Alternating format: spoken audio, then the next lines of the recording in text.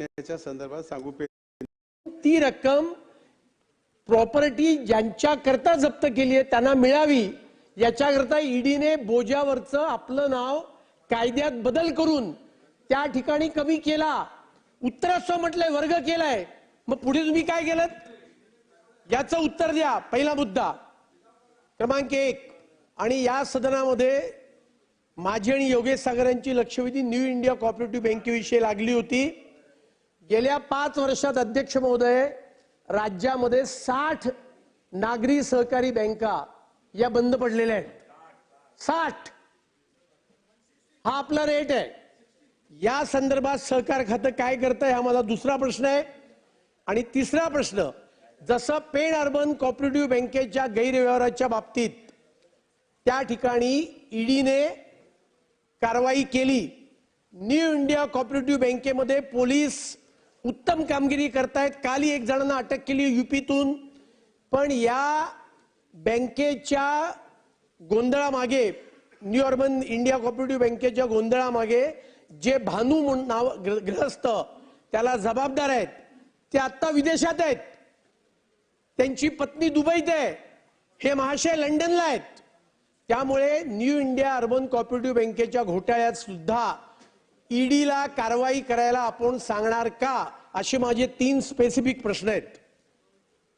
अध्यक्ष महोदय, अगोदर आपण याच्या संदर्भात सांगू पेनच्या जप्त केलेल्या ठेवी विक्री करूनच ठेवी परत देता येतील.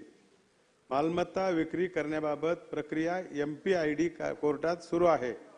त्यामुळे एमपीआयडी कोर्टाच्या निर्णयानंतर प्रक्रिया करता येईल. हे त्यांचं झालं. त्याच्याशिवाय करताच येणार नाही आपल्याला. वकील साहेब नाही आपला नाही जायची गरज नाही. ठीक आहे.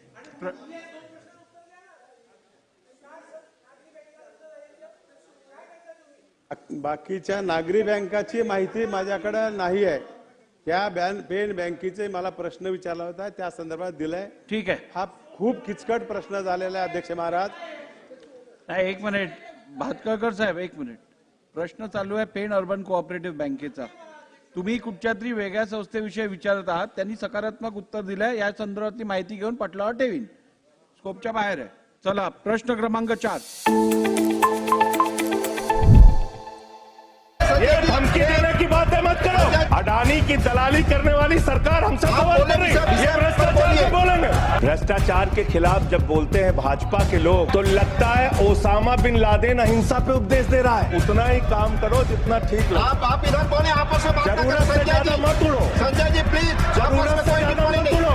संजय जी आप गली गली में शोर है. संजय जी आप नरेंद्र मोदी चोर है. 2014 में जब चुनाव प्रचार में ये लोग निकले थे तब कहते थे वोट दे दो, बीजेपी को जिता दो, डीजल 40 रुपए का हो जाएगा, पेट्रोल 50 रुपए का हो जाएगा. आपकी एक नेता का भाषण है, सदन में नहीं होगा तो मैं भेज दूंगा, आप सुन लीजिएगा. 50 रुपए का पेट्रोल हो जाएगा. और मान्यवर, उस समय दुनिया के पैमाने पर कच्चे तेल का दाम क्या था? $135 प्रति बैरल तक